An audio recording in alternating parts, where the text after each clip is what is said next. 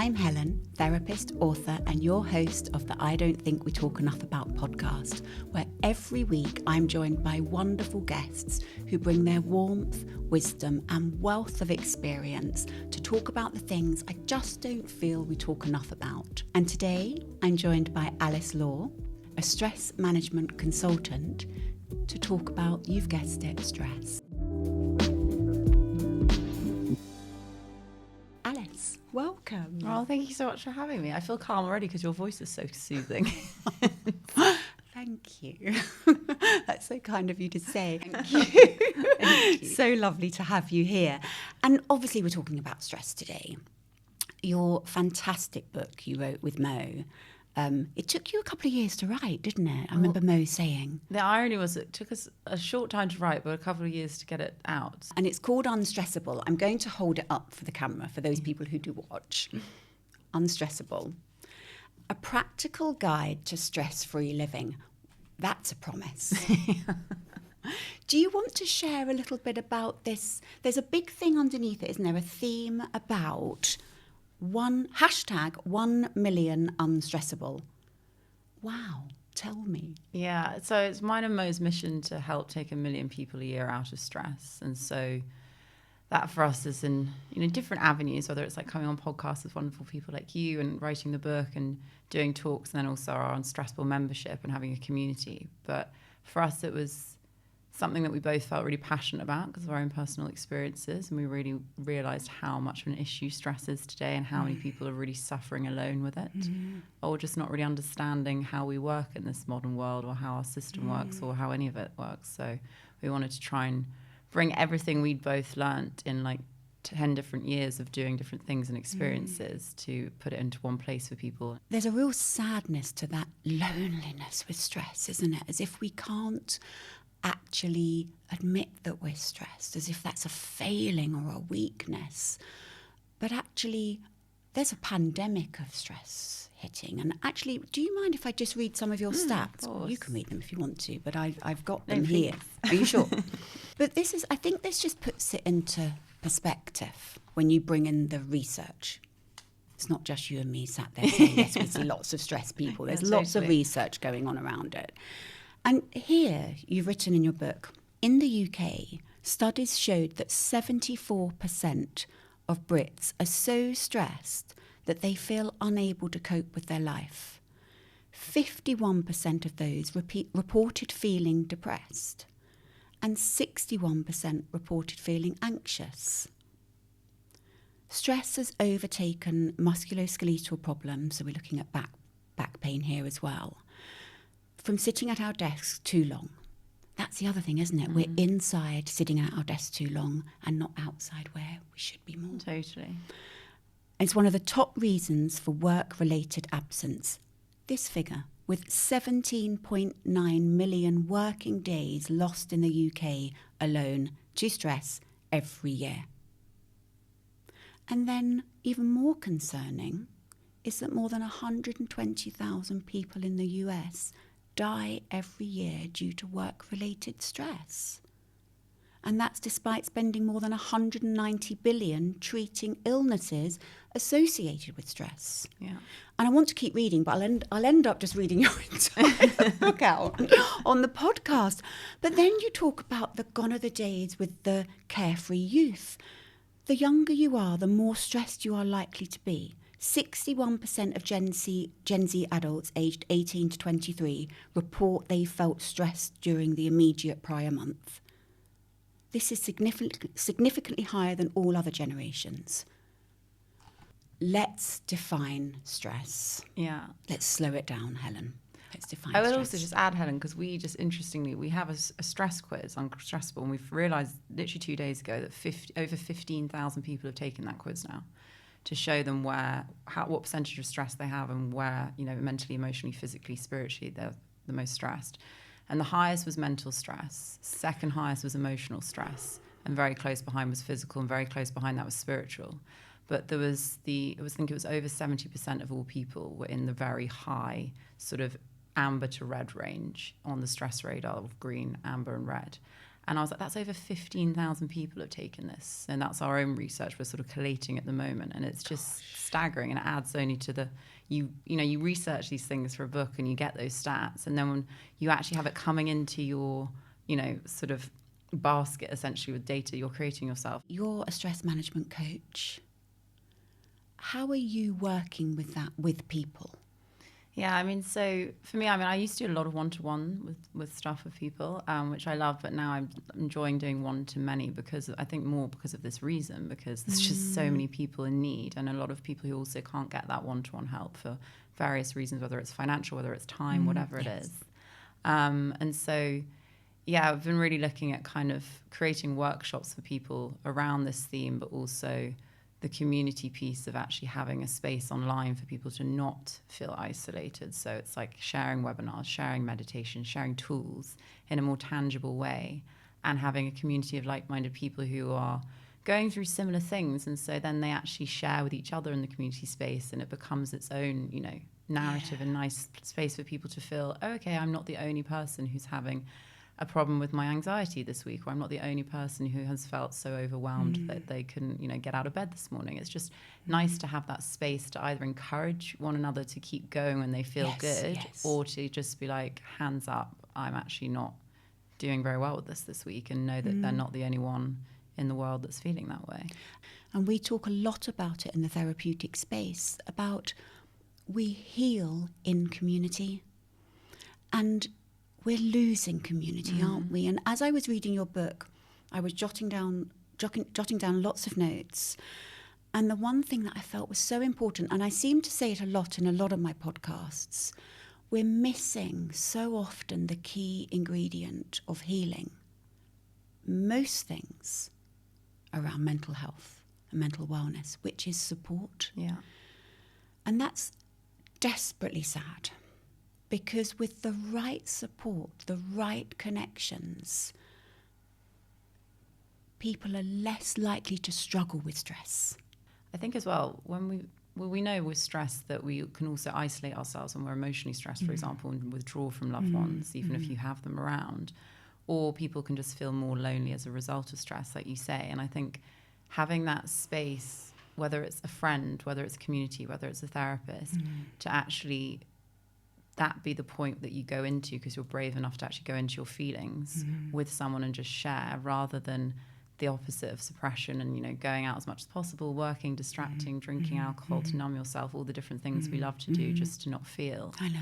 And I think it's just that ability to be like, okay, I will be okay if I actually go into my feelings. But the reality is that so many of us don't even know how to manage our emotions, because we've been taught how to think and not how to feel. If you grew up with someone only holding space for happiness, success, as opposed to holding space for anger or frustration, you won't know how to handle those when they, of course, arrive when you're older.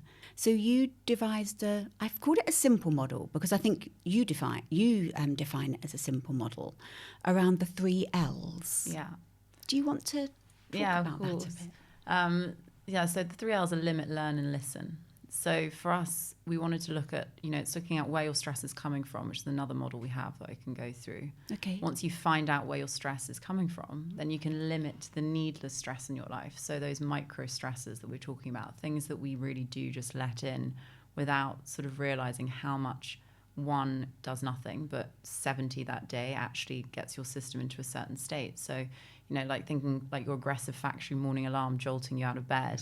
We talk about micro external stresses, we call them nuisances in our book. And nuisances are littered throughout our day. And the average person will wake up in the morning and have had 15 to 20 nuisances before they've even left the house. Oh my gosh! So you think about that, you're like, you'd have to relook at your morning routine, wouldn't you?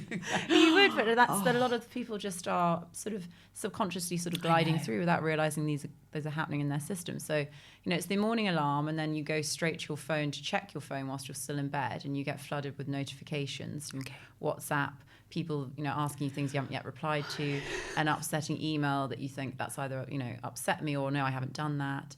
you're looking at your calendar thinking, do I have time to do this? These are all little nuisances in your system. Okay. Then you check the morning headlines and you're, flooded again with more nuisances. And what the majority of us obviously haven't remembered is that our stress response will still go off from us watching the news. Even if we're not there, your stress response is still watching something horrific. Today, the news isn't fun to watch, as we know. It's full of horrors. So limiting even the amount you watch the news can have a huge impact. So, you watch the news and then you go onto social media because you think, why not just have a quick scroll? And then you find that you stumble upon either, a friend's account who's on a holiday that you wish you were on and it's raining and a gale outside in the UK. So you have a bit of a comparison situation, or you fall onto an influencer's or whatever it is. And you have that moment on social media that adds stress to you. And then you sort of get up and you'll look in the mirror and you will start to do the micro-internal. So we call that noise. It's just, looking at yourself in the mirror going, stay in bed. I feel old this morning, or my hair's frizzy, whatever it is. Just a quick niggle, And so that's one comment. No one's going to die from saying their hair looks frizzy once. But if you're telling yourself negative little comments all day, that really adds up. You're right. We jest, but actually that the reality of that negative self-talk on body image is really damaging. Exactly. So then you've sort of done that. You've got up and then you think, okay, I'm going to make my morning coffee. Maybe you've run out of a coffee pod because you didn't manage to do it the day before. Your child has lost their sock, can't find it for the way to school. And then you get out of the house and you get stuck in traffic and you're late for a meeting. And so all those tiny little micro stresses, that's really actually a lot of stress in your system before you've even got to the stressful meeting that you were worried about in the first place. I know. And you can feel it all drip, drip, drip, can't you?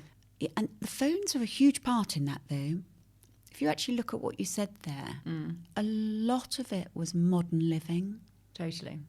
And that's why when we talked about that stress response before, our stress response going off from this crazy world we've created for ourselves. Studies now show that the average person will swipe and tap their phone over 2,500 times a day, which is crazy when you think about it. And that's just, if you think about it, it's usually because your phone is in front of you. So you think, I'll just pick it up and look. And there's not even anything coming through at that point as a notification, but we've become so addicted to that dopamine hit, or whether it's just the constant reaction of just knowing it's like a habit, it's there, I'll just check it. You talk about them as learning the new languages, 4 new languages. And as I read it, I got a lot from that breaking down, because I think sometimes when we look at stress, it feels all too much. Yeah. But when you look at the components of it, it makes it perhaps more manageable, so it doesn't feel quite so big. Yeah, totally. And I think it's really interesting when you look at the 4 components, because a really good example is, for example, when you think, I can define the 4 types of stress, first of all, if you like, and those mental, emotional, physical, spiritual, because it's interesting when you see how they are so different. That, for example, a really good, example would be a very successful person who thinks they've got their life totally together and finds their job isn't stressful. They kind of enjoy the kind of, they're running on energy of it, and they've got a good relationship, but they still feel like something's missing in their life. They feel out of place. They can't quite put their finger on that lack of sort of sense of authenticity, sense of purpose, sense of self. I define that as spiritual stress. Okay. And so, we'll go through them, but it's like knowing then, okay, because on paper, everything's going really well, and actually I'm not stressed in my mind, so why do I feel like uneasy? When we actually really can break these down into those 4 parts, it becomes a lot easier to understand how you are feeling in terms of stress, like you say, because it's become such a blanket term to just be like, I'm stressed. That's a huge, that could mean anything. It really could for people. So mental stress is obviously all about your mind. It's looking at you when we're mentally stressed. We spend a lot of time in rumination, worrying, thinking about the past, going over things we should have done. Why didn't I do that? Or worrying about the future. We find it hard to focus and we have trouble racing thoughts, and sleepless nights. We're either trouble sleeping because we can't get to sleep because we're just overthinking, or we wake up in the middle of the night thinking about what we were worried about before we went to bed. And so that's, it's really all about that mental, just constant distraction. You're very, very unlikely to be able to be present because you're always in a conversation with someone. You'll be thinking about what you're stressed about rather than actually being in the moment. Emotional stress I find really interesting because it's 2 sides in terms of you'll either feel certain feelings, which we could talk about, or you'll behave a certain way. Let's talk about this. So a lot of the time people obviously think, well, I'm not emotionally stressed because they've managed to suppress their emotions and numb them so much. But, they won't be feeling things, well, they won't be connected to the feeling of feeling stressed, feeling worried, feeling anxious, feeling easily irritated, snapping at loved ones like you were talking about earlier, that last little thing. It's not about what they did. It's just that last straw that breaks the camel's back.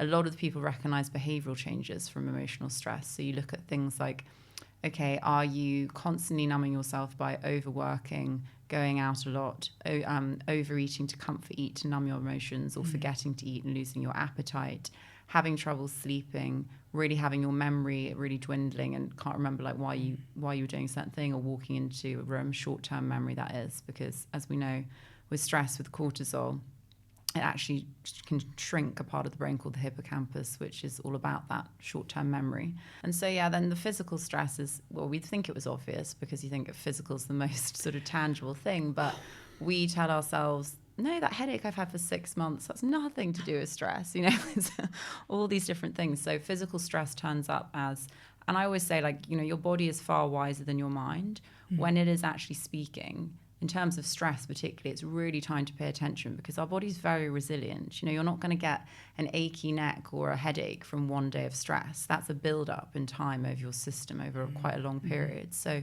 looking at things like headaches and neck aches, sore muscles, shoulders, backache, then digestive issues are hugely common with stress because when our stress response goes on, it actually sends resources away from what we need to digest and just for us to survive. So blood goes away from your digestion.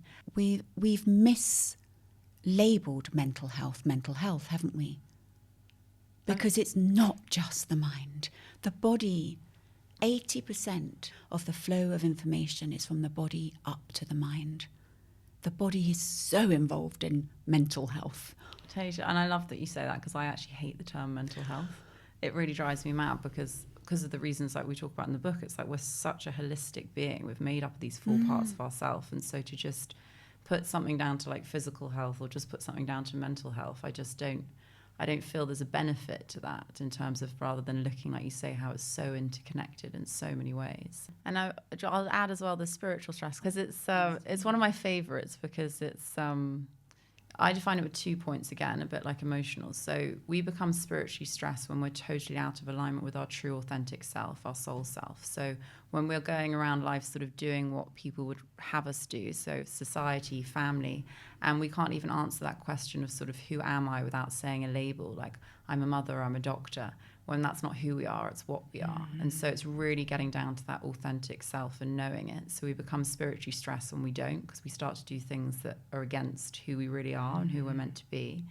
And then the other side is, when we actually, so obviously when we are connected to that side, it's like we, connect to our intuition, we connect to ourselves. And then the other side of spiritual stress is when we may have actually found that authenticity. We know who we are, we've connected to our intuition, but then we just totally disregard what our intuition says. And then we find ourselves in situations again that cause us stress because it's that situation where like, I knew I should have done that, or I knew I shouldn't have done that. So it's those kind of 2 parts of it, really. Stress hacks. Now, I know we're jumping ahead, but I wonder whether you've got some that you could share here. I think like a great one, a great stress hack for example, getting stress out of your body is a really great way to start hacking your stress because our system is constantly thinking that it's, unsafe and in fight and flight. You want to actually tell it, okay, it's time to switch that off. So doing things like I call like a zebra shakeout, like shaking your body from head to toe with your hands above your head and just really doing a shake for 2 to 3 minutes. And actually that will tell your system, just like a zebra running away from a lion will shake its whole body down after it's run. Okay, fine, go back into parasympathetic state. Or doing like balansana, putting your legs up a wall, up your headboard at nighttime when you get into bed, making that your little evening ritual. It's like, okay, I'm winding down, I've dimmed my lights, I've put my phone away because I'm not going to be on it for that last hour at least before I go to sleep. That's a great hack. Or putting your phone in a drawer for an hour in the evening, like out of sight, out of mind, then you're not actually... it's not there to touch. I have a great section that I always look forward to each week in the podcast where I invite my wonderful Instagram community to come in with some questions. Sometimes I think, I should just let them guide the entire podcast because I get thousands of questions come in, but I've picked 5 out. We are not going to have time for 5 today. So I think I'm going to pull out a couple, but the one that's jumping out now is how to deal with long-term stressful situations without affecting your health. Yeah, I think it's like, I love that question because obviously sometimes we are, and I've had that myself, we were actually under stress for years, essentially from outside circumstances that you can't control. Mm-hmm. So it really is, again, about looking at, that phrase of it's not about the events in your life, it's the way you deal with them. And so we have to give ourselves grace and be like, okay, if I'm in this situation and I can't change the actual outside scenario, the one thing I can control is my response. So every single day I will put into myself a practice to make sure that I'm telling my system in the evening that it is safe. So I would say, like, start with a morning little mini practice as well, like making sure that you're waking up and taking control of your response so you don't go into that reaction mode straight away. So giving yourself just 10 minutes in the morning to take a deep breath, check in with yourself, ask yourself how you feel. What does it mean to you to choose you? Oh, what does it mean to me to choose me? For me, I think choosing me has come down to choosing myself in terms of how I actually access that authentic self, accessing that soul self. That's choosing me. So actually doing things for myself that I know are right for me, but other people might not agree with, or actually, whether that's, saying no to going to an event because you think I'm actually too tired, even though that person would really want my support tonight. I know I'm actually exhausted. So how do I then make it up to them at a different time? Because we can get the best of both, really. It's kind of, really looking at choosing myself from that authentic place, from that soul place. And that's always that deeper wisdom guiding me rather than that fear in my mind. Beautiful. Spirituality. Yeah. Yeah, very much so. Alice, that was so lovely. Thank you so much for being a guest. Well, thank you so much for having me. It was so lovely. It's been such a lovely conversation. I had so many other questions, but I think we're not going to have time today, sadly. So I appreciate the answers you have given today. Thank you so much. Oh, thank you for having me. Thank you.